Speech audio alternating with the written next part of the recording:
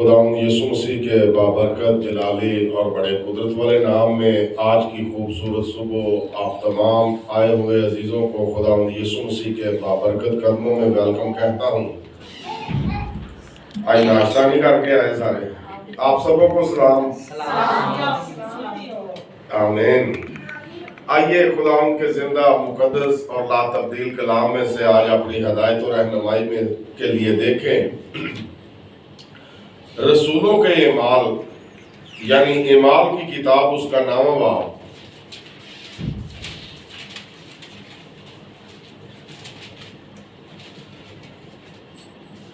اعمال کی کتاب اس کا 9واں باب، اس کی 15ویں اور 16ویں آیت مقدسہ کو بڑے غور سے سنیے گا اور پڑھیے گا۔ 15ویں آیت سے لکھا ہے، مگر خداوند نے اس سے کہا کہ تو جا، کیونکہ یہ قوموں، بادشاہوں اور بنی اسرائیل پر میرا نام ظاہر کرنے کا میرا چنا ہوا وسیلہ ہے، اور میں اسے جتا دوں گا کہ اسے میرے نام کی خاطر کس قدر دکھ اٹھانا پڑے گا۔ خداوند اس پاک کلام کے ذریعہ سے آج صبح ہم سب کو اپنی لازوال برکت سے نوازے۔ آئیے خداوند کے حضور تشریف رکھیں اور کتاب مقدس کی اس تفسیر و تشریح پر اپنے مکمل دھیان کو لگائیں۔ میرے بہن اور بھائیوں، خداوند یسوع مسیح کے پاک اور قدرت والے نام کے وسیلہ سے یہ 2 آیات جو اس وقت آپ سبوں کے سامنے پڑھی گئی ہیں، اگر آپ تھوڑے لمحات کے لیے بڑی توجہ کے ساتھ خدا کے کلام کی طرف اپنے آپ کو رجوع کریں گے تو آپ کو ان آیات کا معنی، ان کا مفہوم سمجھ میں آ جائے گا۔ اس سے پہلے کہ ہم ان آیات کی طرف اپنے قدموں کو بڑھائیں، آپ سبوں کو یہ بتاتا چلوں کہ اعمال کی کتاب جو کہ مقدس لوکا رسول کی معرفت لکھی گئی ہے، اور یہ ایک چرچ کی بنیادی ہسٹوریکلی کتاب ہے، یعنی کلیسیا جب شروع ہوئی اس وقت سے لے کر کلیسیا کے ابتدائی 30 سالوں کی، یعنی 30 سالوں کی ہسٹری اس کتاب کے اندر موجود ہے، اور جس حوالے کو آج ہم نے پڑھا ہے، اس حوالے کے اندر یہ ذکر ہے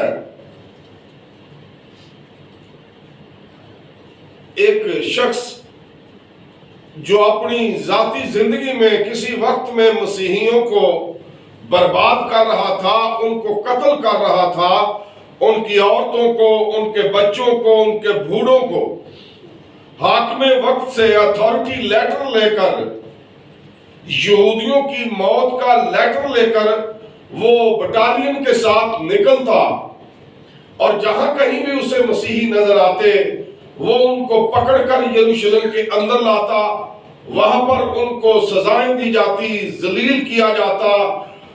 اسی تعلق سے ہم آج دیکھ سکتے ہیں مقدس پالوس رسول کے تعلق سے۔ اب جب مقدس پالوس رسول کی تبدیلی ہوئی، مختصر یہ کہ جب خدا اس کے ساتھ ہم کلام ہوا تو سب سے پہلے ہم 5ویں آیت کے اندر دیکھتے ہیں، یا 3ری آیت سے اس چیز کو دیکھتے ہیں کہ جب وہ سفر کرتے کرتے دمشق کے نزدیک پہنچا تو ایسا ہوا کہ یکایک آسمان سے ایک نور اس کے گرد آ چمکا اور وہ زمین پر گر پڑا، اور یہ آواز سنی کہ اے سول تو مجھے کیوں ستاتا ہے۔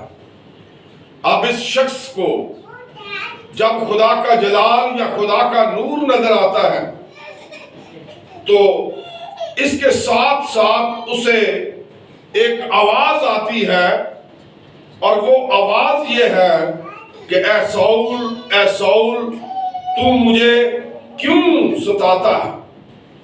اب اس شخص نے پوچھا کہ اے خداوند تو کون ہے؟ اس نے کہا کہ میں یسوع ہوں جسے تو ستاتا ہے، مگر اٹھ شہر میں جا اور تجھے کرنا چاہیے وہ تجھ سے کہا جائے گا۔ یعنی یہاں پر مقدس پالوس رسول جب دمشق کی راہ پر مسیحیوں کو مارنے کے لیے جا رہے تھے تو دمشق کی راہ پر خدا نے مقدس پالوس رسول کو تبدیل کیا، اور نہ صرف تبدیل کیا بلکہ کتاب مقدس میں مرقوم ہے کہ دمشق کے اگلے علاقہ کے اندر ایک حنانیہ نام شخص ہے۔ اس شخص سے خداوند نے کہا کہ تیرے پاس ایک شخص آنے والا ہے۔ 11ویں آیت کو دیکھ کے لکھا ہے، خداوند نے اس سے کہا کہ اٹھ اس کوچہ میں جا جو سیدھا کہلاتا ہے، اور یہودا کے گھر میں سول نام ترسیسی کو پوچھ، کیونکہ دیکھ وہ دعا کر رہا ہے۔ اب یہ شخص جس سے خدا بات کرتا ہے کہ ایک شخص فلاں جگہ پر آیا ہے، جاؤ اس کے پاس، اس کا نام سول ترسیسی ہے۔ لیکن یہ حنانیہ آگے جواب خدا کو کیا دیتا ہے؟ 13ویں آیت میں لکھا ہے کہ حنانیہ نے جواب دیا، اے خداوند میں نے بہت لوگوں سے اس شخص کا ذکر سنا ہے کہ اس نے یروشلم میں تیرے مقدسوں کے ساتھ کیسی کیسی برائیاں کی ہیں، اور یہاں اس کو سردار کہنوں کی طرف سے اختیار ملا ہے کہ جو لوگ تیرا نام لیتے ہیں ان کو باندھ لے۔ جس شخص کو خدا نے کہا کہ جا سول ترسیسی پر ہاتھ رکھ کر دعا کر، یہ شخص خدا سے کہتا ہے یہ شخص تو تیری قوم کو ستانے والا ہے، یہ قوم کو پکڑ کر باندھ کر کاہنوں کے پاس لے کر آتا ہے، اس نے تو کلیسیا کی بربادی کی ہوئی ہے، اور اے خدا تو مجھے کہتا ہے کہ اس کے پاس جا، اس پر ہاتھ رکھ، اس پر دعا کر۔ کیا خداوند تجھے معلوم نہیں کہ اس کی مسیحت کے لیے حرکتیں کیسی ہیں؟ لیکن 15ویں آیت جس کو ہم نے پڑھا ہے وہاں پر وہ کہتا ہے مگر خداوند نے اس سے کہا کہ تو جا، یعنی حنانیہ سے خدا نے کہا کہ تو جا، اور خدا نے اپنا ارادہ، اپنا مقصد، اپنا پلان جو ہے وہ حنانیہ پر ظاہر کیا کہ میں سول ترسیسی یعنی پالوس رسول سے کیا کام لینا چاہتا ہوں۔ لکھا ہے یہ قوموں، بادشاہوں اور بنی اسرائیل پر میرا نام ظاہر کرنے کا میرا چنا ہوا وسیلہ ہے، اور میں اسے جتا دوں گا کہ اسے میرے نام کی خاطر کس قدر دکھ اٹھانا پڑے گا۔ میرے بہن اور بھائیوں، خدا جس کو چنتا ہے اسے اپنے جلال کے لیے اپنی خدمت میں لا کر وہ اسے استعمال کرتا ہے۔ اب خدا مقدس پالوس رسول یعنی سول ترسیسی کے بارے میں حنانیہ سے کہتا ہے کہ یہ قوموں کے لیے، یہ امتوں کے لیے، یہ یہودی اسرائیلیوں کے لیے، بادشاہوں کے لیے یہ میرا چنا ہوا وسیلہ ہے۔ میں نے اسے بادشاہوں کے لیے چنا ہے، میں نے اسے قوموں کے لیے چنا ہے، میں نے اسے اسرائیلیوں کے لیے چنا ہے، اور میں اسے بتا دوں گا کیا کہ اسے کس طرح سے دکھ سہنے پڑیں گے۔ قبل از وقت پہلے، خدمت میں آنے سے پہلے ہی خدا اس بات کو ان پر آشکارا کرتا ہے کہ میں اس سول ترسیسی کو جتاؤں گا کہ جب وہ خدمت کرے گا تو اس پر بہت سارے دکھ، بہت ساری تکلیفیں، بہت ساری مصیبتوں کا آنا ضرور ہے۔ سو میرے بہن اور بھائیوں، مقدس پالوس رسول کا جو عبرانی نام ہے وہ سول ہے، اور سول کے جو لغوی معنی ہے وہ ہے بڑے کے، یعنی بڑی شخصیت، بڑا آدمی۔ سول عبرانی زبان کا لفظ ہے جس کے معنی ہے ایک بڑا آدمی، اور جب اس کی تبدیلی رونما ہوئی تو اس کا نام کیا ہمیں ملتا ہے کثرت کے ساتھ پالوس. پہلا اس کا نام کیا ہے؟ ساؤل. جب خدا نے اسے تبدیل کیا تو اس کا نام ہو گیا پالوس. اور پالوس کے جو لغوی معنی ہے وہ چھوٹے کے ہیں. اب دیکھیے، جب وہ ابھی چنا نہیں گیا، جب وہ ابھی خدمت میں نہیں آیا، جب ابھی خدا نے اسے اپنا چنا ہوا وسیلہ نہیں کیا، تو وہ نام کے اعتبار سے بڑا کہلاتا ہے. اور وہ اس وقت کلیسیا سے ہٹ کر یہودیوں کے اندر ایک روبدار شخصیت کی طرح سامنے آیا. لیکن جو ہی خدا نے اسے اپنی خدمت کے لیے چن لیا تو خدا نے اسے چھوٹا کیا. اور خداوند یسوع مسیح یہ تعلیم اپنے بیٹوں کو، اپنی بیٹیوں کو دیتا ہے کہ جو تم میں سے بڑا ہونا چاہے وہ چھوٹا ہو جائے، وہ چھوٹے کی خدمت کرے تاکہ وہ آسمان کی بادشاہت کے اندر بڑا کہلائے. خدا نے لوگوں کو خدمت کے لیے چنا. مثال کے طور پر جب خدا نے ابراہیم کو خدمت کے لیے چنا تو ابھی جب وہ خدمت کے لیے چنا نہیں گیا تھا تو اس کا نام پکارا جاتا تھا ابرام. لیکن جب خدا نے اسے چن لیا تو خدا نے اس سے کہا کہ تو ابرام نہیں بلکہ ابراہیم کہلائے گا. تو صرف باپ نہیں بلکہ قوموں کا باپ کہلائے گا، مقدسوں کا باپ کہلائے گا. اور پھر اسی طرح نئے عہد نامہ کے اندر مقدس پطرس کی بابت دیکھتے ہیں کہ اس کو شمعون کہا گیا، کیفا کہا گیا. یعنی عبرانی یا اسرائیلی لوگوں کے ہاں دو نام لازم تھا کہ گھر کے کسی شخص کے لیے دو نام بولے جاتے تھے یا دو نام رکھے جاتے تھے. اب اس چیز کو یاد رکھیے کہ ساؤل اس کا عبرانی نام ہے جس کا معنی ہے بڑا. پالوس اس کا یونانی نام ہے جس کا معنی ہے چھوٹا.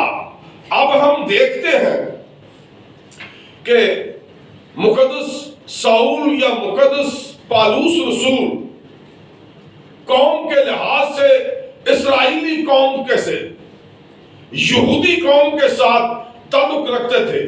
اور یہودی قوم کے ان 12 قبائل میں سے بنیامین کے قبیلے سے ان کا تعلق تھا.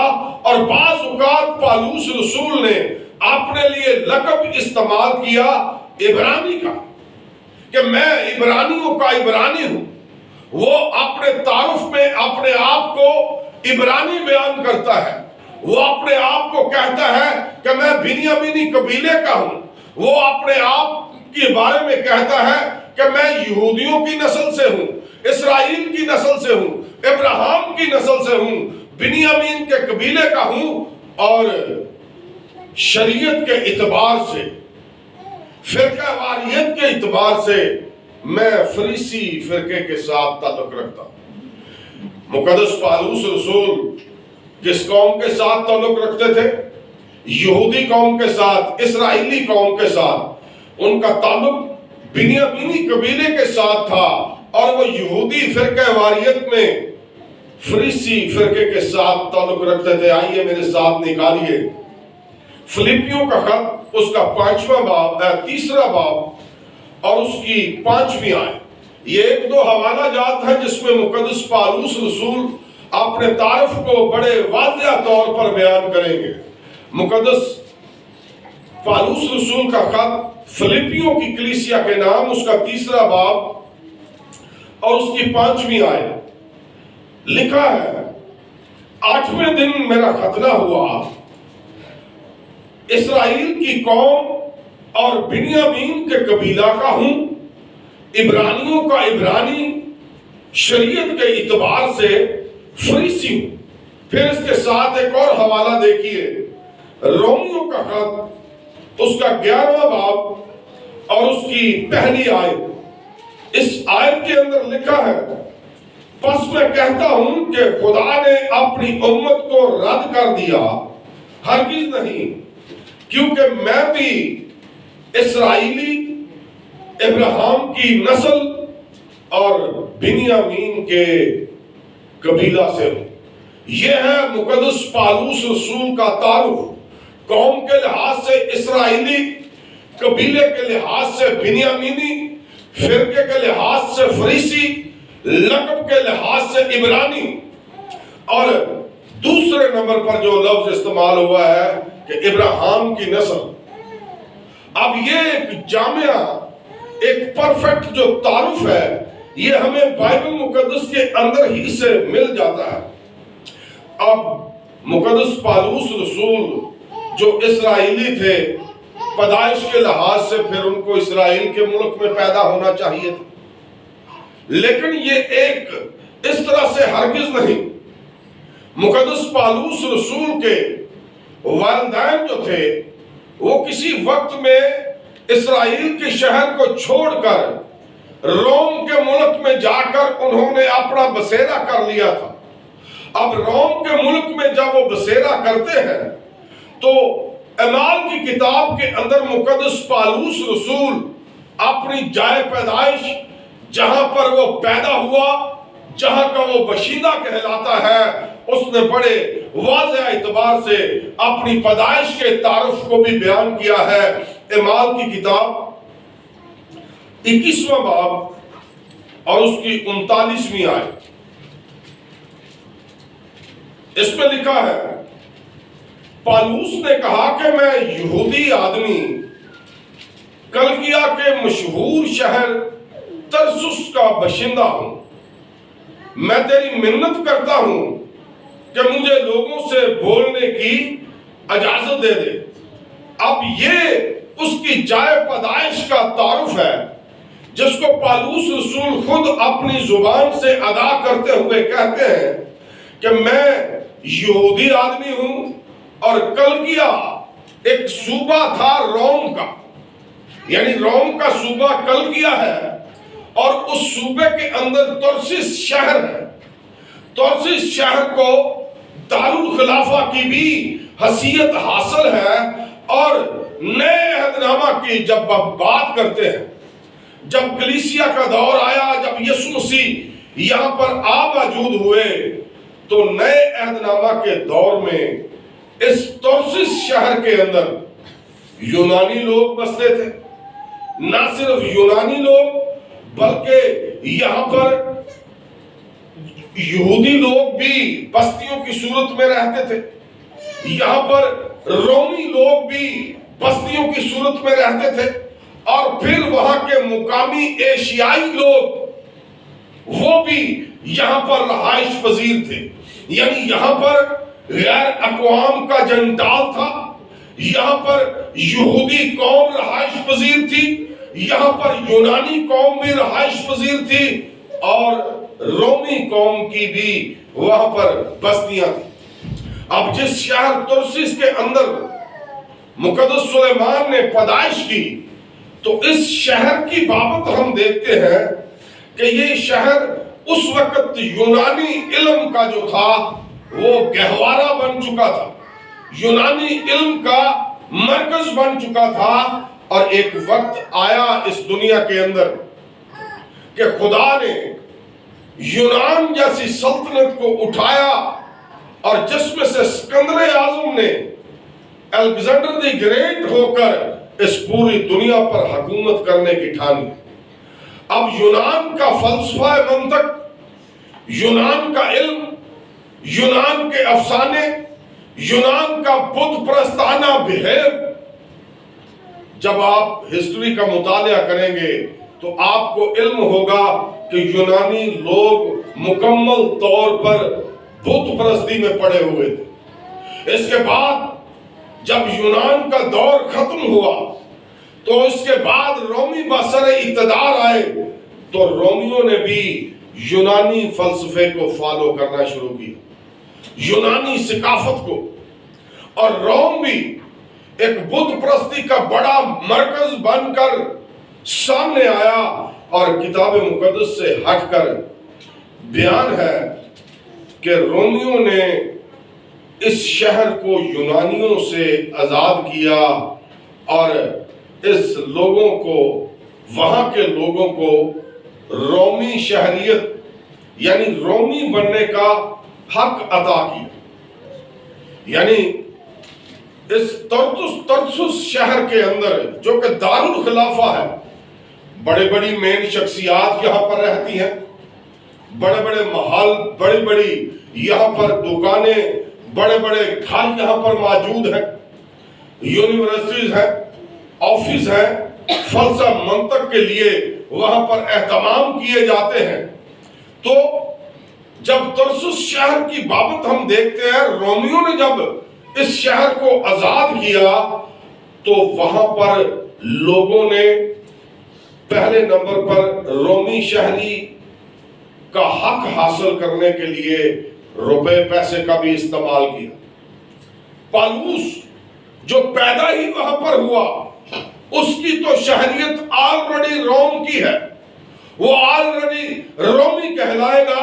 لیکن اعمال کی کتاب اس کا 22واں باب اور اس کی 25ویں آیت سے 29ویں آیت تک پڑھیں تو وہاں پر لکھا ہے کہ جب انہوں نے تسموں سے باندھ لیا تو پالوس اس صوبیدار سے جو پاس کھڑا تھا کہا، کیا تمہیں روا ہے کہ ایک رومی آدمی کو کوڑے مارو اور وہ بھی قصور ثابت کیے بغیر؟ اب جو رومی شہری ہوتا تھا یا جس کے پاس رومی شہریت ہوتی تھی یا جو کاغذات کے اندر رومی کہلاتا تھا، اس کو سزائے موت کے مجرموں کی طرح سلیب نہیں دی جا سکتی تھی. جو رومی شہریت رکھتا تھا اس کو کوڑے نہیں مارے جا سکتے تھے. جو رومی شہریت رکھتا تھا جب تک اس پر کوئی کیس ثابت نہ ہوتا اسے پکڑا نہیں جا سکتا تھا.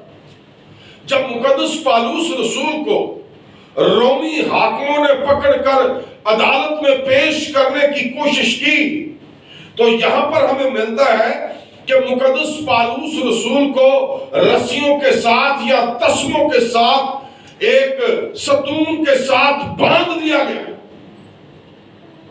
اس وقت بہت سے یہودی، ایک بہت بڑی بھیڑ مقدس پالوس رسول کی مخالفت میں اٹھ کھڑی ہے. سیم اسی طرح جس طرح جب یسوع مسیح کو گرفتار کیا گیا جھوٹے الزام کے تحت تو لوگوں نے ایکا کر لیا، مذہب کے قائد و رہنما نے ایکا کر لیا اور یسوع مسیح پر سیاست کرنا شروع کی اور اسے گرفتار کر کے تختہ دار پر لٹکا دیا تاکہ وہ خدا کے پلان کے مطابق دنیا کے گناہوں کے لیے کفارہ ادا کر سکے. اب اسی طرح جس طرح یسوع مسیح کو پکڑا گیا، جس طرح یسوع مسیح کو کوڑے لگائے گئے، جس طرح یسوع مسیح کا تمسخرہ اڑایا گیا، اسی طرح جب دوران خدمت یہ لوگ پکڑے جاتے ہیں تو پالوس رسول کو ستون کے ساتھ باندھ کر اس وقت کا حاکم کہتا ہے، صوبیدار کہتا ہے کہ اس کو کوڑے مارو. اب کوڑے مارنا انسان کی پشت کے اوپر ایک بڑا ہی خطرناک کام ہے. رومی کوڑا اور یہودی کوڑے ایسے تھے جن کی چابک کے آگے سیسا یا ہڈیوں کو یا لوہے یا تانبے یا بلیڈز کو لگا دیا گیا ہوتا تھا، اور جب اس چھوٹی چابک کے اس سیسا والے بلیڈ یا دوسری دھات یا ہڈیاں جو لگائی گئی ہوتی تھی، جب یہ اب انسان کی پشت پر یا کمر پر لگایا جاتا تو جب یہ لگتا، جب اسے اوپر اٹھایا جاتا تو وہ سیسا یا ہڈیاں جسم میں سے گوشت کی بوٹیاں کھیڑ کر اوپر لے آتی. پالوس رسول کوڑے مروانے کے لیے اسے باندھا جاتا ہے، لیکن اب وہ اپنی رومی شہریت پر فخر کرتا ہے. وہ صوبیدار سے کہتا ہے کہ بھائی تم نے مجھے تسموں سے بھدوا تو دیا، لیکن تجھے کیا علم ہے کہ کسی رومی آدمی کو کوڑے مارنا بغیر ثبوت کے، اب یہ صوبیدار خوف کھانے لگتا ہے، یہ ڈر جاتا ہے کہ مجھ سے یہ کیا ہونے والا تھا، میری نوکری خطرے میں آنے والی تھی، میں نوکری سے ہاتھ دھونے والا تھا، اس شخص نے وقت سے پہلے مجھے بتایا۔ اب یہ صوبیدار ڈرتا کانپتا دوڑا ہوا اپنے سردار کے پاس جاتا ہے اور اسے خبر دے کر کہتا ہے، اور یہ آدمی جس کو ہم نے پکڑا ہے، جس کو ہم کوڑے مارنے لگے ہیں، یہ آدمی تو رومی ہے۔ اب جب سردار کو پتا چلا کہ یہ آدمی رومی ہے تو سردار بھی ڈر خوف کو لیے ہوئے دوڑا ہوا اس جانب جاتا ہے جہاں پر پالوس رسول کو باندھا ہوا ہے کوڑے مارنے کے لیے۔ اب سردار جا کر اسے پوچھتا ہے، کیا تو رومی ہے؟ پالوس رسول نے کہا کہ ہاں میں رومی ہوں۔ سردار نے جواب دیا کہ اے شخص، تو اپنے آپ کو رومی کہتا ہے، میں اس پلٹن کا سردار ہوں، میں صوبیدار سے بھی بڑا ہوں، میں نے بڑی رقم دے کر روم کی نیشنلٹی خریدی ہوئی ہے، روم کی شہریت حاصل کی ہے، تو کون سا رومی کہتا ہے؟ لیکن جب اسے علم ہوا کہ یہ پیدائشی رومی ہے، اس سردار نے تو روم کی شہریت بہت سی رقم دے کر لکھا ہے۔ پلٹن کے سردار نے جواب دیا کہ میں نے بڑی رقم دے کر رومی ہونے کا رتبہ حاصل کیا ہے۔ پالوس نے کہا، میں پیدائشی ہوں، بس جو اس کا اظہار لینے کو تھے فوراً اس سے الگ ہو گئے۔ اور پلٹن کا سردار بھی یہ معلوم کر کے ڈر گیا کہ جس کو میں نے باندھا ہے وہ رومی ہے۔ سو جس شہر کے اندر، ترسس شہر کے اندر پالوس رسول رہتا تھا، اس شہر کے اندر روم کے بڑے بڑے عہدہ دوران، بڑی بڑی شخصیات، عمرہ، رئیس، کیونکہ یہ دارالخلافہ تھا۔ اب اس دارالخلافہ کے اندر جب پالوس رسول منادی کرنے کے لیے گیا تو وہاں پر یہ پکڑے گئے۔ اب کتاب مقدس میں تو پالوس رسول کی بابت بہت وضاحت کے ساتھ بیان کیا گیا ہے۔ اب بیان کرتا ہوں کہ یہ پیدا تو ہوا روم کے صوبہ کلکیا کے شہر ترسس کے اندر۔ اب یہ پیدا کب ہوا؟ اس کی پیدائش کون سے سن میں ہوئی؟ غور سے نوٹ کیجئے گا کہ مقدس پالوس رسول کی پیدائش یسوع مسیح کی پیدائش سے 3 سال قبل کی ہے۔ یعنی مقدس پالوس رسول 3 کاف میم، یعنی 3 سال قبل یسوع مسیح کے پیدا ہوئے۔ یعنی پالوس رسول یسوع مسیح سے 3 سال بڑے تھے، 3 سال پہلے پیدا ہوئے تھے، اور یسوع مسیح سے 3 سال پہلے پیدا ہونے کی بنسبت اس بات کا تذکرہ کرنا لازم ہے کہ 70 سال کی زندگی میں مقدس پالوس رسول کو شہید کر دیا گیا۔ اب اس کی پیدائش یسوع مسیح سے 3 سال پہلے کی ہے، لیکن یہ اپنی پوری حیات کے اندر، پوری زندگی کے اندر کبھی بھی یسوع مسیح کے روبرو ملاقات نہ کر سکا۔ یہ کبھی بھی یسوع مسیح سے ملا نہیں۔ اس کی والدہ جو تھی وہ بچپن کے اندر فوت ہو چکی تھی۔ اب یہ کس کو والدہ کا درجہ دیتا ہے، کس کو ماں پکارتا ہے؟ ہسٹری بیان کرتی ہے کہ مقدس پالوس رسول شمعون کرینی کی بیوی کو، شمعون کرینی کے بارے میں کس کس کو علم ہے؟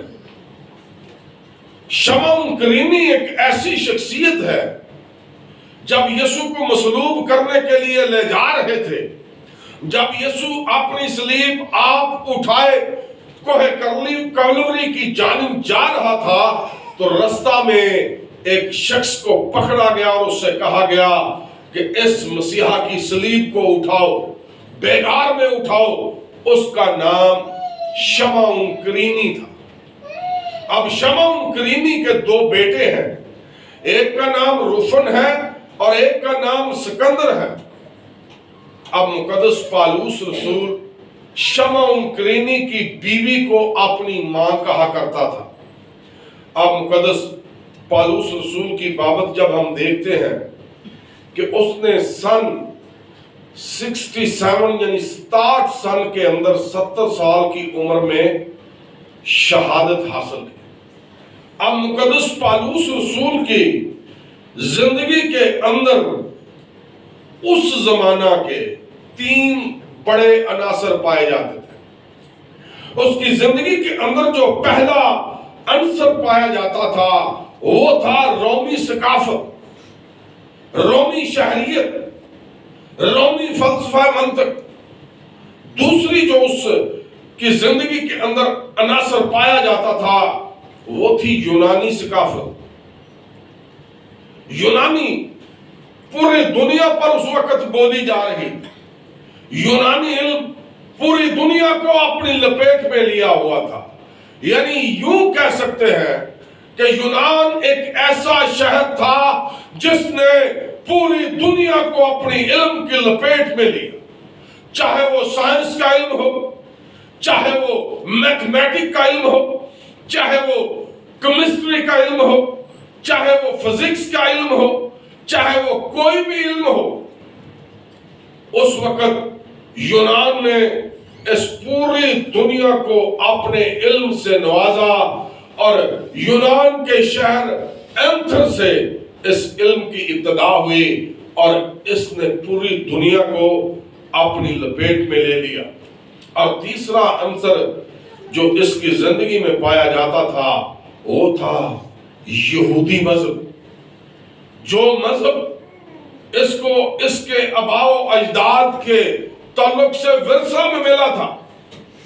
اب اس چیز کو سمجھیے کہ یونانیت نے پوری دنیا کو لپیٹ میں لیا ہوا ہے، رومی پوری دنیا پر آ کر حکومت کر رہے ہیں، یہودیوں کی بستی ترسس شہر کے اندر موجود ہے جہاں پر پالوس رسول رہائش کیے ہوئے ہیں، اور یہودی مذہب کے اعتبار سے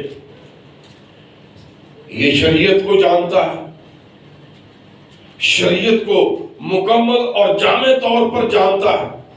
نہ صرف شریعت کو بلکہ صحائف انبیاء سے اس کی بڑی واقفیت ہے۔ یہ زبور کی کتاب کا بغور مطالعہ اس نے کیا ہوا ہے، انجیل سے واقفیت رکھتا ہے اور دیگر دوسری یہودی کتابوں سے اس کی واقفیت ہے۔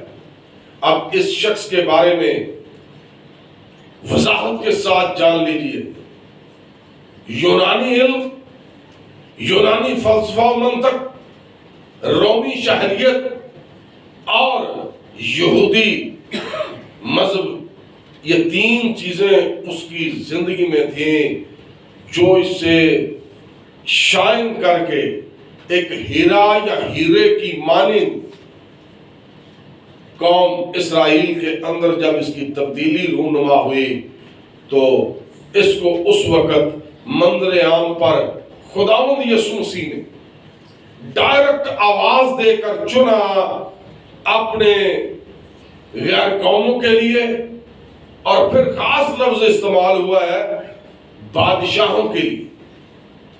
اب میں تھوڑا ذکر کروں گا کہ آیا مقدس پالوس رسول خدمت سے ہٹ کر کون سا پیشہ اختیار کیے ہوئے؟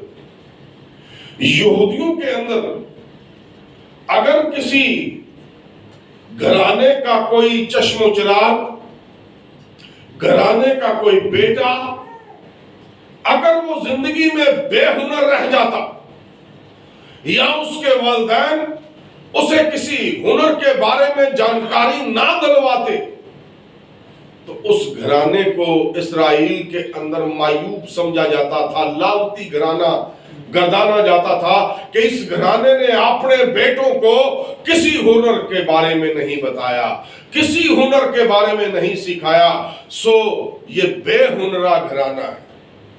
اس کے والدین نے اسے کوئی ہنر نہیں سکھایا، اس لیے یہودی چاہے بڑے بڑے ربی کیوں نہ ہو، بڑے بڑے شرع کے معلم کیوں نہ ہو، بڑے بڑے اولیاء کرام کیوں نہ ہو، یہودیوں کے ہاں آپ کو ملے گا کہ کوئی نہ کوئی ہنر ان کے پاس ضرور موجود ہوتا تھا، چاہے وہ بھیڑ بکریاں کیوں نہ چراتے ہو، چاہے وہ کسی گولر کے درختوں کے فروٹ کو کیوں نہ بیچتے ہو۔ نبیوں نے، جب ہم مقدس پالوس رسول کی بابت دیکھتے ہیں تو مقدس پالوس رسول کی بابت اعمال کی کتاب اس کے 18ویں باب کی 3 آیت کے اندر جب ہم پڑھتے ہیں تو لکھا ہے، اور چونکہ ان کا ہم پیشہ تھا، ان کے ساتھ رہا اور وہ کام کرنے لگے، اور ان کا پیشہ خیمہ دوزی کا تھا۔ اب اس آیت کے اندر پالوس رسول کس سے مخاطب ہے؟ جب ہم اس کے مخاطب ہونے کے بارے میں جانتے ہیں تو ایک نو بیاہتا مسیحی نو مرید جوڑا جس کا نام پرسکلا اور اکولا کا ہے۔ یاد رکھیے کہ پرسکلا اور اکولا بھی خیمہ دوزی کا کام کیا کرتے تھے۔ مقدس پالوس رسول بھی خیمہ دوزی کا ہنرمند تھا۔ جب ہم اس ترسس شہر کو پہلی صدی کے اندر دیکھتے ہیں تو یہ ایک بڑا تجارتی شہر تھا، جہاں رومی اور یونانی تہذیب و تمدن آپس میں ملتے تھے۔ یہ تجارتی شہر تھا اور اس ترسس شہر کے اندر بکری کی پشم سے کپڑا بنانے میں یہ بڑا مشہور تھا۔ جس طرح آج دنیا کے اندر پاکستان کا شہر فیصل آباد صنعت کاری کے تعلق سے یا کپڑا بنانے کے تعلق سے یا کپڑا ڈیلیور کرنے کے تعلق سے مشہور و معروف ہے، اسی طرح ترسس شہر جو ہے یہ بھی بکری کی پشم سے کپڑا بنانے میں بہت مشہور تھا، اور یہ کپڑا تنبوؤں کے اندر استعمال ہوتا تھا۔ بعض مقدس پالوس رسول کی بابت کہتے ہیں کہ وہ خیمہ دوزی یعنی تنبو بنایا کرتا تھا۔ بعض اس کے بارے میں روایت یہ نکالتے ہیں کہ وہ شال، وہ پریر شال جسے یہودی خیمہ کی تعلق سے جانتے ہیں کہ جب ہم اس شال کو اوپر لیتے ہیں تو خدا کا خیمہ ہم پر لگ جاتا ہے۔ کچھ لوگ یہ بیان کرتے ہیں کہ وہ یہ شال بنایا کرتا تھا، لیکن بائبل مقدس کے اندر خیمہ دوزی، تنبو بنانا یا پریر شال بنانا دونوں ایک دوسرے سے ملتے جلتے کام ہے۔ پالوس یہ کام آسانی سے کر سکتا تھا۔ آج جو آخری پوائنٹ یہاں پر رکھنے لگا ہوں وہ یہ ہے کہ کیا مقدس پالوس رسول کو کوئی بیماری بھی لاحق تھی؟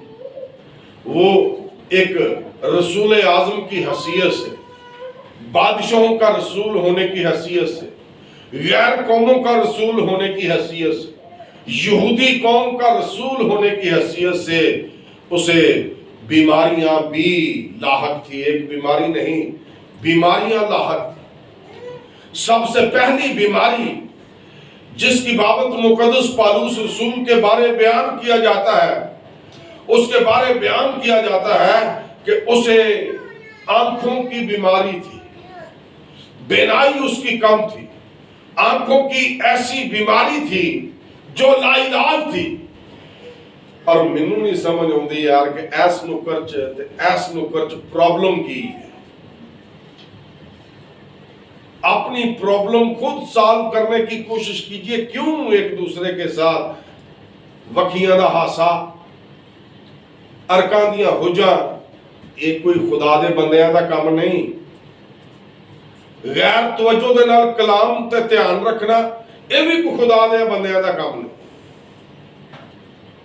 صرف چند لمحات یا 1 گھنٹہ صرف خدا کی آواز آپ تک پہنچانے کے لیے بڑی مستعدی اور بڑی تابعداری اور بڑی ایمانداری کے ساتھ خدا کے خادم خدا کے مذبح پر کھڑے ہوتے ہیں، لیکن آپ مذبح کے تقدس کو بھول جاتے ہیں، خدا کے خادم کے تقدس کو بھول جاتے ہیں، اس کے حضوری کے تقدس کو بھول جاتے ہیں، اور آپ ایسا رویہ خدا کی حضوری میں اختیار کرتے ہیں کہ خدا نو اپنے کو پجان لگے ہوں دے اس وقت نکل خدایا ہی تھو نیڑے نہ آئی، میں نے تے اپنا سے اپا پہ ہے، تو اپنی گالے کرنے ہیں۔ اور جب ایسے رویے خدا کے قدموں میں بیٹھ کر خدا کے گھر کے اندر ہمارے ہوں گے تو برکت آنے والی کوئی نہیں، جانے والی ہے۔ کیوں آپ خدا کی سن نہیں رہے ہو، آپ خدا کو ٹھٹھوں میں اڑا رہے ہوتے، آپ خدا کے خلاف دوسرے کسی کام میں مبتلا ہو جاتے ہیں اور خدا کا کلام بے پھل رہ جاتا ہے۔ میں عرض کر رہا تھا کہ مقدس پالوس رسول کے بارے میں کہا جاتا ہے کہ اسے آنکھوں کی بیماری تھی، اس کی آنکھوں کی بینائی کمزور تھی۔ اس سے ہٹ کر کچھ لوگ یا روایت بیان کرتی ہیں کہ مقدس پالوس رسول کو مراق کا مرض تھا، یعنی مرگی کے دورے پڑتے تھے۔ کچھ لوگ اس کی بیماری کے بارے میں بیان کرتے ہیں کہ مقدس پالوس رسول کو ملیریا کی بیماری تھی، اور ملیریا کی بیماری کے اندر انسان کپ کپی تاری ہو جاتی ہے، جنہوں پنجابی چیسی کمبنی آنے ہیں، اور انسان کو جب کپ کپی کی یہ ملیریا کی بیماری تاری ہوتی ہے تو وہ کپ کپی اس کی برداشت سے باہر ہو جاتی ہے۔ یہ 3-4 بیماریاں کہتے ہیں کہ مقدس پالوس رسول کے بدن میں موجود تھی۔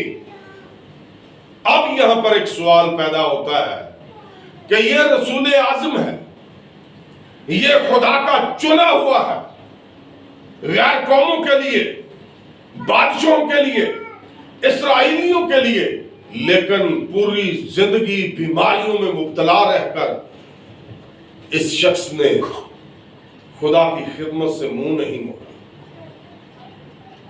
یہ چاہتا تو اپنی زندگی میں خدا سے التجائیں کر سکتا تھا کہ اے خدا مجھے ان بیماریوں سے شفا دے۔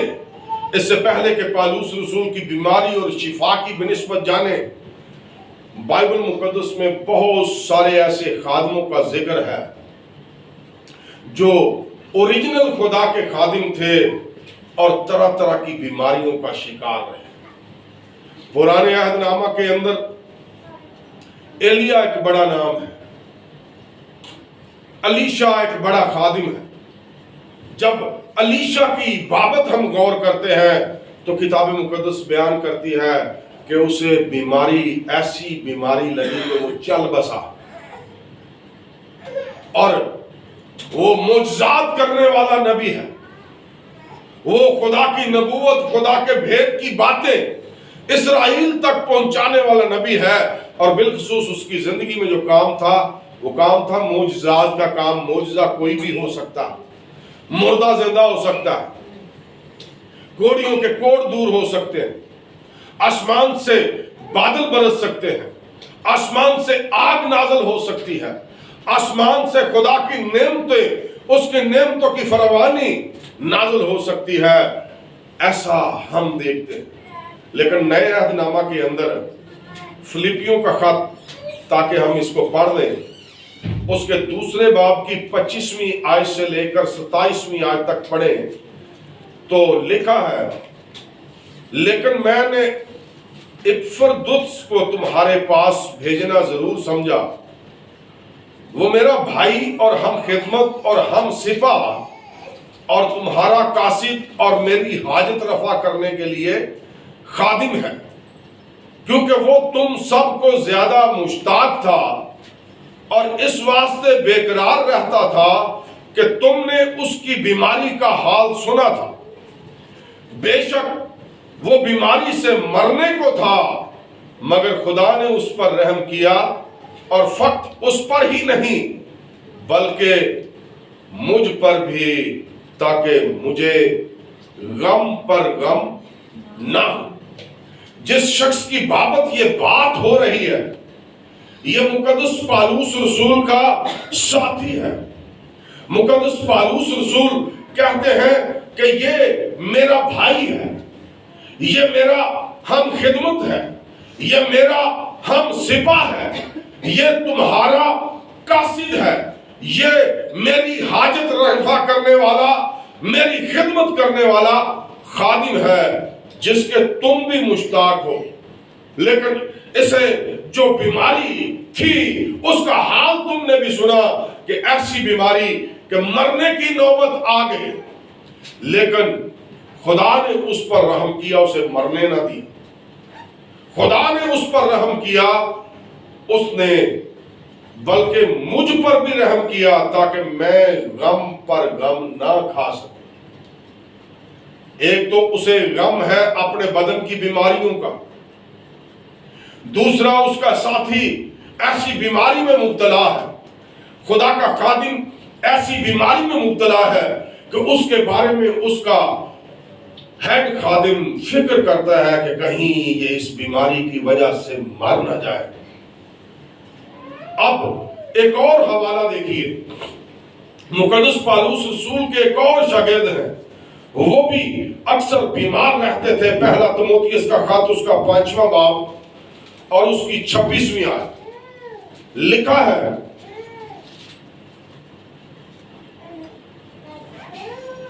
آئندہ کو صرف پانی ہی نہ پیا کر بلکہ اپنے معدہ اور اکثر کمزور رہنے کی وجہ سے ذرا سی میں بھی کام میں لایا کر.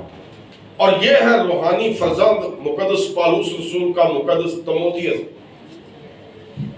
اور مقدس تموتھیوس اکثر سر سے لے کر پاؤں تک بدن کی کمزوری کے اندر مبتلا رہتے. اسے معدے کی پرابلم بھی رہتی، ایسی پرابلم جو میرا خیال ہے آج خاندانوں کے اندر بھی موجود ہے.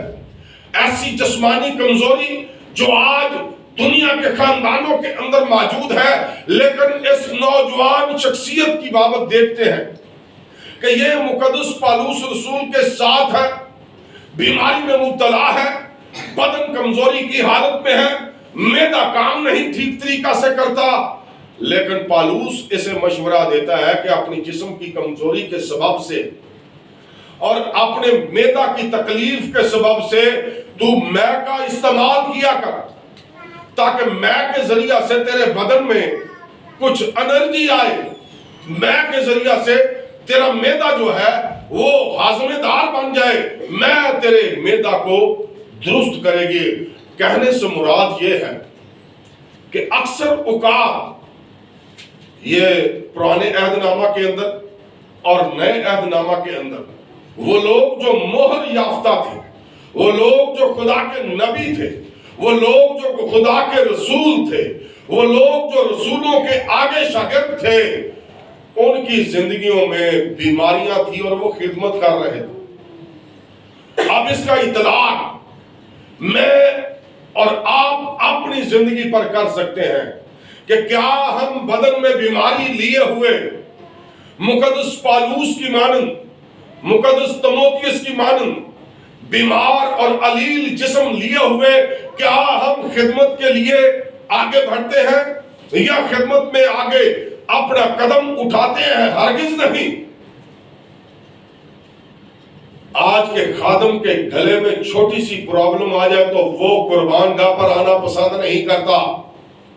وہ اپنے ایسوسیٹ یا اپنے لوگوں میں سے کسی کی ڈیوٹی لگاتا ہے، میرے گلے چ پرابلم، میں اج مر جانا ہے، میں اج نہیں جے ہونا، تسی اج نہ آپ سامنے کلام کرنا. یعنی یہ مائنر سی چھوٹی چھوٹی بیماریاں ہیں. پالوس جس کو مرگی کے دورے پڑتے ہیں، جس کی آنکھوں کی بینائی کی پرابلم ہے، جس کو پانیوں میں سفر کرنے کے دوران ملیریا کا مرض لاحق ہو چکا، وہ اپنی ان بیماریوں کو اپنے بدن کے اندر لیے ہوئے کیا کہتا ہے؟ ذرا پڑھیے دوسرا کرنتھیوں کا خط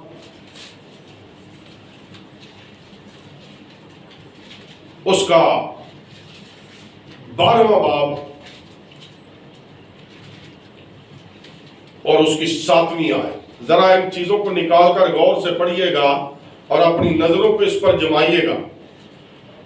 اب 7ویں آیت دوسرا کرنتھیوں کا خط 12ویں باب کی 7ویں آیت کے اندر کہتا ہے، اور مکاشفوں کی زیادتی کے باعث میرے بھول جانے کے اندیشہ سے میرے جسم میں کانٹا چبھویا گیا، یعنی شیطان کا قاصد، تاکہ میرے مکے مارے اور میں بھول نہ جاؤں۔ اب میں اس کی تشریح آگے کرتا ہوں، لیکن 8ویں آیت کو پڑھیے۔ اگلی آیت میں کہتا ہے، پہلی آیت میں اپنی بیماری کا اظہار کرتا ہے، اگلی آیت میں کہتا ہے کہ اس کے بارے میں نے 3 بار خداوند سے التماس کیا کہ یہ مجھ سے دور ہو جائے، مگر اس نے کہا تیرے لیے میرا فضل ہی کافی ہے، کیونکہ میری قدرت کمزوری میں پوری ہوتی ہے۔ اب پالوس اپنی بیماری کا ذکر کرتا ہے، اور وہ بیماری جو اسے آنکھوں کی بیماری ہے، اب وہ بیماری جس میں اسے دورے پڑتے ہیں، وہ بیماری جس میں اسے کپ کپی طاری ہو جاتی ہے، وہ بڑے وثوق سے خدا کے حضور، کون شخص ہے جسے بیماری لگی ہو اور وہ حکیموں کے پاس نہ جائے، ڈاکٹروں کے پاس نہ جائے، خادموں کے پاس نہ آئے؟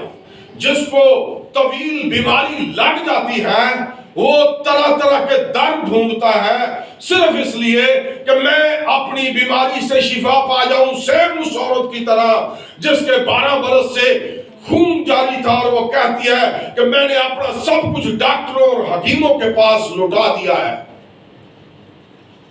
اب پالوس رسول کہتا ہے کہ میں نے 3 بار رو رو کر التجائیں کی، دعائیں کی، کس لیے کہ اے خداوند مجھے میرے بدن کو شفا بخش، مجھے ان بیماریوں سے رہائی بخش دے۔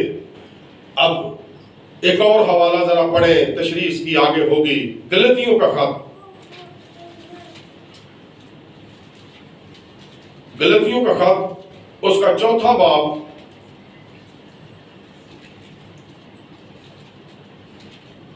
اور اس کی 15ویں آیت، لیکن یہ 11ویں آیت سے لے کر 15ویں آیت تک بیان ہے، لیکن ہم اس کو صرف اور صرف 15ویں آیت کو پڑھیں گے۔ پس وہ تمہارا خوشی منانا کہاں گیا؟ میں تمہارا گواہ ہوں، اگر ہو سکتا تو تم اپنی آنکھیں نکال کر مجھے دے دیتے۔ یہاں پر وہ پتہ کیا تذکرہ کر رہا ہے؟ لوگوں سے، کلیسیا سے وہ بات چیت کر رہا ہے، اور وہ کہتا ہے کہ میری بیماری اتنی طویل بن چکی ہے، اور مجھے یہ بھی علم ہے کہ تم اگر چاہو تو اپنی آنکھیں نکال کر مجھے دے دو۔ تم میرے لیے اتنا پیار رکھتے ہو، اتنا درد رکھتے ہو کہ تم اپنی آنکھیں نکال کر مجھے دے سکتے ہو۔ اور پھر ایک اور حوالہ ہے اسی گلتیوں کے خط کے اندر، گلتیوں کا خط 6واں باب اور اس کی پہلی آیت سے 11ویں آیت تک ہے، لیکن 11ویں آیت اس کی پڑھیں گے۔ لکھا ہے، دیکھو میں نے کیسے بڑے بڑے حرفوں میں تم کو اپنے ہاتھ سے لکھا۔ یعنی یہاں پر ایک بات ڈن ہو جاتی ہے کہ مقدس پالوس رسول کی نظر جو تھی وہ بنیادی طور پر بہت ہی کمزور تھی، بہت ہی کمزور تھی، جس کا کوئی علاج نہیں تھا۔ اب اس چیز کی طرف آتے ہیں کہ مقدس پالوس رسول جب خدا سے 3 بار مختلف اوقات میں گڑ گڑاتے ہیں، التجا کرتے ہیں، رحم کی اپیل کرتے ہیں کہ اے خداوند تو مجھے ان بیماریوں سے شفا بخش، اور کتاب مقدس کرنتھیوں کا خط اس کی 12ویں باب کی 8ویں آیت میں لکھا ہے، اس کے بارے میں نے 3 بار خداوند سے التماس کیا کہ یہ مجھ سے دور ہو جائے، اب ہر کوئی مریض، ہر کوئی بیمار وہ ضرور ہے کہ اپنے لیے خدا کے حضور دعا کرتا ہے کہ اے خداوند خدا تو مجھے شفا بخش۔ اگر اس کو اس کی دعا کی بدولت شفا نہیں ملتی تو وہ خادموں کے پاس چلا جاتا ہے، اور خادموں کے پاس بھی یہی ریکویسٹ رکھی جاتی ہے کہ میرے لیے دعا کی جائے تاکہ میں اس موذی مرض سے چھٹکارا حاصل کر سکوں۔ اب پالوس رسول ایک انسان ہونے کے ناطے، ایک مریض، ایک بیمار انسان ہونے کے ناطے 3 بار مختلف اوقات میں خدا کے حضور کس کے لیے جاتا ہے؟ شفا کے لیے، کہ میرا بدن شفا پا جائے۔ اب اس کا بدن کیسا علیل ہے؟ آنکھوں کی پرابلم ہے، ملیریا کی پرابلم ہے، مراق کے دورے پڑتے ہیں، اور جسم جو ہے وہ کمزور ہے، اور وہ کہتا ہے کہ میرے بدن میں کانٹا چبھویا گیا، ہر وقت پستہ اور درد میں مبتلا رہتا ہے وہ۔ اب ایسی بیماری بدن کے اندر ہو تو کون سا شخص ہے جو یہ نہیں چاہتا کہ میری بیماری مجھ سے دور ہو اور میں شفا پا لوں؟ سیم دنیا کی طرح مقدس پالوس رسول بھی خدا کے حضور گڑ گڑایا کہ مجھے شفا بخش۔ لیکن میرے بہن اور بھائیوں، خدا کے الفاظ جب اس نے 3 بار التجا کی تو اس کی بیماری دور نہ ہوئی، پھر وہ کہتا ہے کہ جب میں نے دعا کی 3 بار مختلف ٹائم میں لیکن خدا نے میری بیماری کو دور نہ کیا، ہاں خدا میرے ساتھ ہم کلام ہوا، خدا میرے ساتھ بولا، اس نے مجھ پر یہ اعلان کیا اور کہا کہ میرا فضل تیرے لیے کافی ہے۔ اب خدا اسے کہتا ہے کہ میرا فضل تیرے لیے کافی ہے، تو پھر اس کی بیماری کیوں دور نہیں؟ آپ کو بیماریاں چاہیے کہ فضل چاہیے؟ فضل کی ضرورت ہے۔ بیماریاں ابلیس لگاتا ہے، انسان کا اپنے کاموں کا حاصل ہے بیماریاں اس کے بدن میں لگ جانا، لیکن مقدس پالوس رسول بھی التجا کرتا ہے شفا کے لیے، لیکن خدا کہتا ہے بیماری نو ایتھی رہن دے، میرا فضل تیرے لیے کافی ہے۔ اور پھر آگے وہ کہتا ہے کیونکہ میری قدرت کمزوری میں پوری ہوتی ہے۔ اب ان آیتوں پر اپنے دھیان کو رکھیں کہ میری قدرت کمزوری میں پوری ہوتی ہے، پس میں بڑی خوشی سے اپنی کمزوری پر فخر کروں گا تاکہ مسیح کی قدرت مجھ پر چھائی رہے۔ آج کون کہتا ہے کہ مجھے کینسر کی بیماری ہے، میں اپنی کینسر کی بیماری پر فخر کروں گا؟ آج کون کہتا ہے کہ مجھے دمے کی بیماری ہے، گنٹھیے کی بیماری ہے، مجھے کوئی بھی بیماری ہے؟ کون آج باواز بلند کہنے والا ہے کہ میں اپنی کمزوری پر، اپنی بیماری پر فخر کروں گا؟ یہ خدا کا خادم کہہ رہا ہے، رسول اعظم کہہ رہا ہے، خدا کا رسول کہہ رہا ہے، جس کو خدا نے شفا نہیں بخشی، اب وہ کیا کہتا ہے کہ میں اپنی کمزوری پر فخر کروں گا تاکہ مسیح کی قدرت مجھ پر چھائی رہے۔ لوگ اس وقت کے کہتے ہوں گے معجزے تو بہت کر رہا ہے، اس کے معجزوں سے مردے زندہ ہو رہے ہیں، اس کے معجزوں سے لوگ جھونک در جھونک مسیح کو قبول کر رہے ہیں، اور خود علالت کی حالت میں ہے، خود لاغر ہے، خود بدن میں کمزوری کو لیے ہوئے ہے، بیماریوں کو لیے ہوئے ہے، یہ کیوں شفا نہیں پاتا؟ کیوں خدا سے یہ التجا نہیں کرتا؟ کیوں اس کا بدن ٹھیک نہیں ہوتا؟ یہ خادم ہو کے بیمار۔ لیکن پالوس رسول کو جو بات خدا نے کہی، اسی تے تکے نہ شفا لین گئے،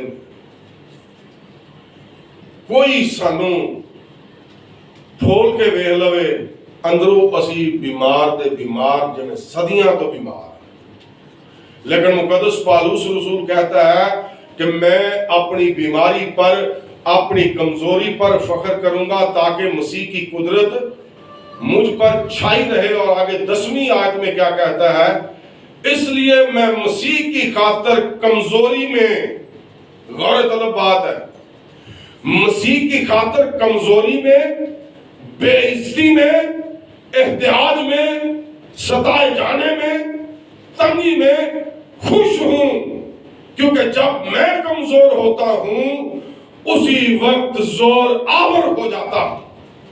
बीमारी उसके साथ है, लेकिन उसका ईमान, उसकी ईमान की अक्कासी ये है कि वो कहता है इसलिए मैं मसीह की खातिर कमजोरी में, बीमारी में, बेइज्जती में, सताए जाने में, तंगी में क्या रहता हूं, खुश रहता हूं। दूसरे लफ्ज़ों में पता की कहने है कि मैं बीमारी च खुश है। आज हमारे घराने के अंदर चंद दिनों के लिए या चंद घंटों के लिए कोई बीमारी आ दबाए तो हमारा पूरे का पूरा घराना जो है उसका सिस्टम तब्दील हो चुका होता है, उसका सिस्टम तब्दील हो चुका होता है। वो तबीब आजम खुदा के पास आने की बजाय उस वक्त को गनीमत नहीं जानते, बल्कि दुनिया के तबीब के पास पैसे लेकर जाते हैं। ऐसे 10 रुपये चंदा पाना जुर्म हो जाता है। वहां पर मशवरा जात की फीस, मेडिसिन की फीस, और इथे सिर्फ दिमागी तौर पे ईमान च पुख्ते होके खुदा दे होके गोडे टेकन की जरूरत है, ना शिफा मिले तो तुम्हारे पैसे वापस। वजह क्या है कि हम अपने ईमान पर खड़े ही नहीं होते। वो कहता क्योंकि मैं कमजोर होता हूं तो खुदा मैनू की करदा है, जोरावर बना देता है। आखिरी हवाला एक पढ़ के इसको चीज को खत्म करते हैं। गलतियों का खत हमने इससे पहले पढ़ा, लेकिन निकालिए मेरे साथ उसका 4था बाब, उसकी 11वीं आयत से थोड़ा पढ़ते हैं।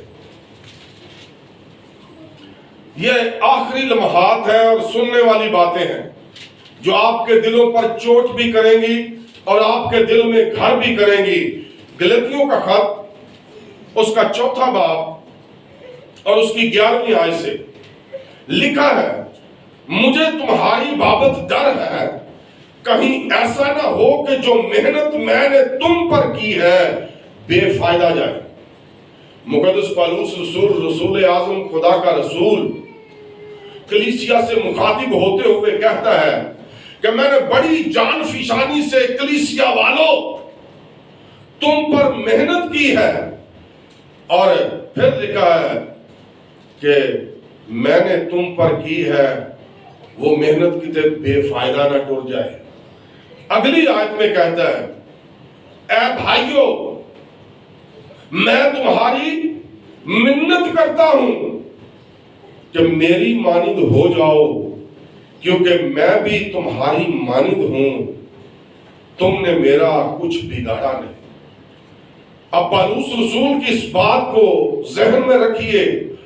एक रसूल, एक कायद और रहनुमा कलीसिया के सामने तरले आया, हाथ जोड़न ते आया, मिन्नता करता है प्या, मैं तुम्हारी मिन्नत करता हूं कि मेरी मानिंद हो जाओ। पौलुस कैसा था?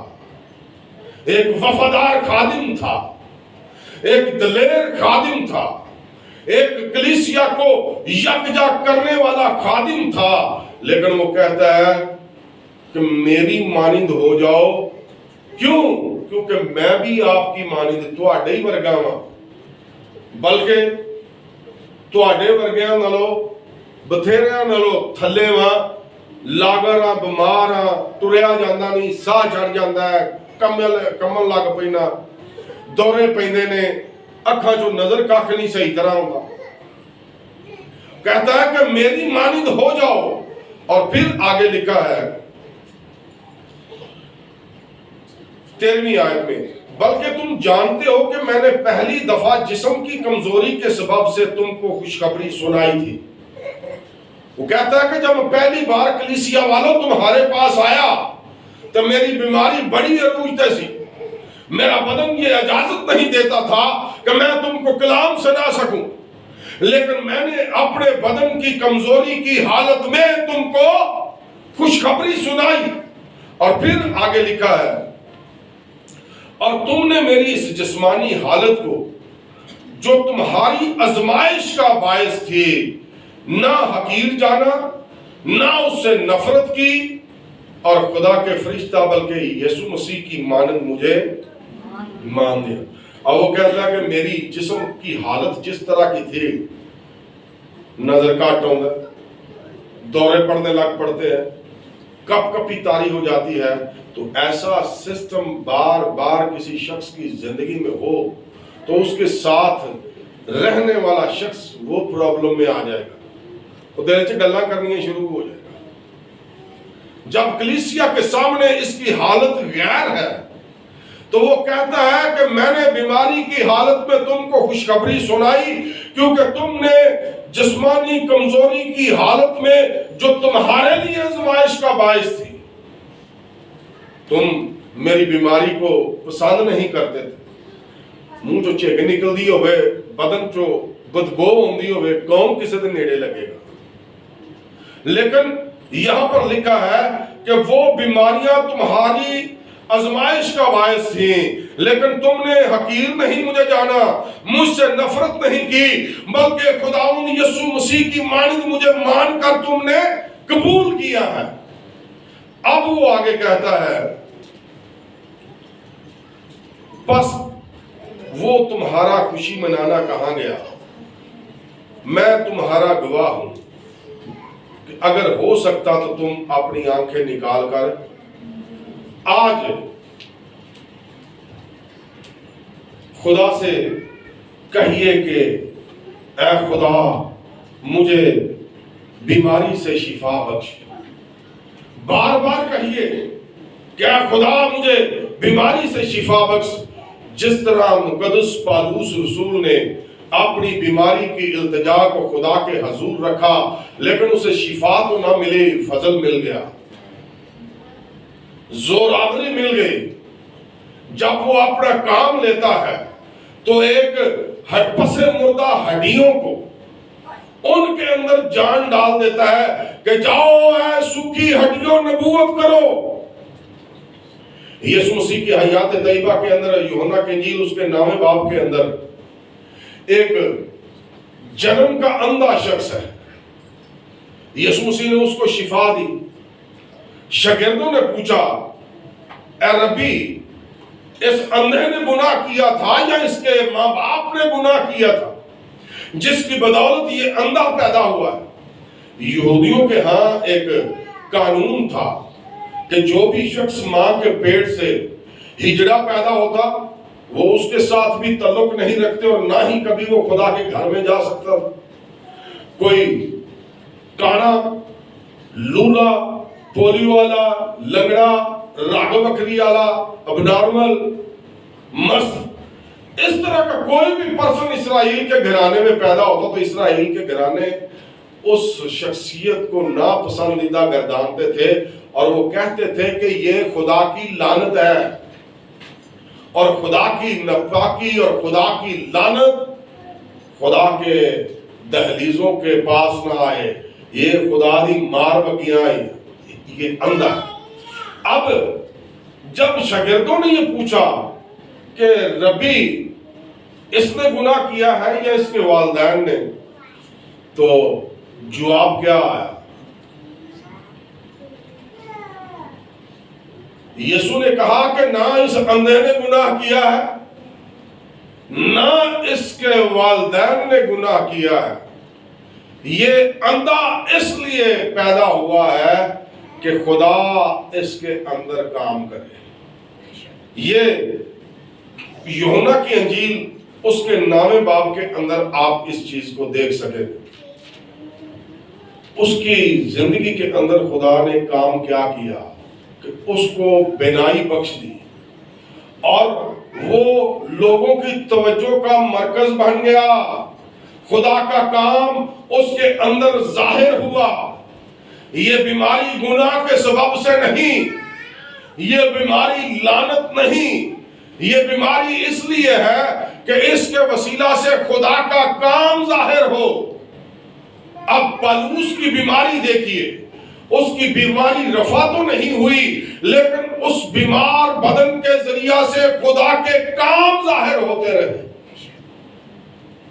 آئیے کہیے کہ کس لیے میں اپنی کمزوری پر فخر کروں گا؟ پالوس رسول کہتا ہے کہ میں اپنی کمزوری پر فخر کروں گا تاکہ مسیح کی قدرت مجھ پر چھائی رہے۔ آج ہماری زندگیوں میں کتنی کمزوریاں ہیں، کتنی کمزوریاں گنتے گنتے احساس کمتری کا شکار ہو کر گھر کی کسی نکر میں سوچنے پر مجبور ہو جاتے ہیں۔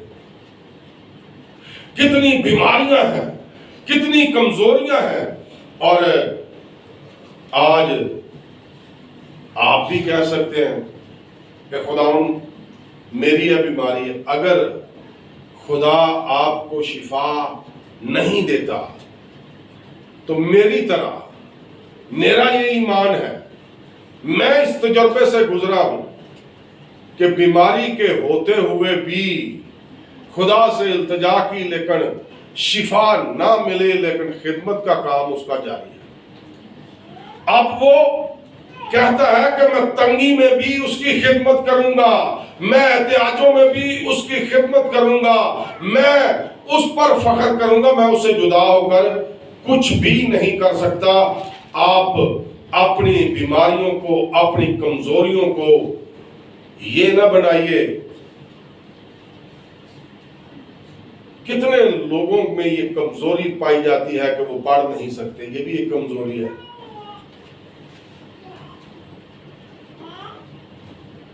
آنکھیں ٹھیک ہوتے ہوئے، پرفیکٹ آنکھیں ہوتے ہوئے اگر آپ پڑھتے نہیں تو نہ خدا کا کلام پڑھنے کی کمزوری اور بیماری آپ کے بدن میں ہے۔